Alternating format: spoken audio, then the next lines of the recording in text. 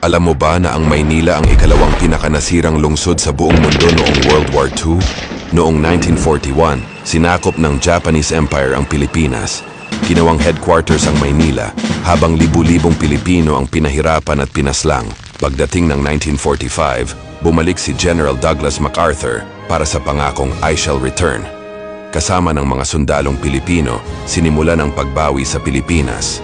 January 1945, umatake ang mga puwersa ng Amerika patungong Maynila.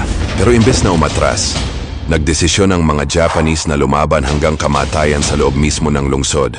Tinawag itong No Surrender Defense. February 3, 1945, nagsimula ang labanan. Nagkaharap ang Amerikano, Pilipino at Japanese sa kalsada, gusali at simbahan. Ginamit ang mabibigat na bomba, tangke at artillery. House to house ang bakbakan. Nasira ang buong Maynila, Intramuros, Escolta, Malate, pati simbahan ng San Agustin. Pinakamalupit sa lahat, ang tinatawag na Manila Massacre.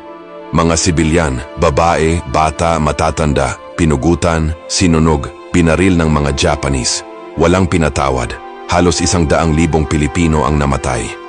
Matapos ang isang buwang kaguluhan, tuluyang natalo ang mga Japanese. Ngunit kapalit nito, nawasak ang kabuuan ng Maynila. Sabi ng mga eksperto, tanging Warsaw, Poland lang ang mas grabe ang pinsala.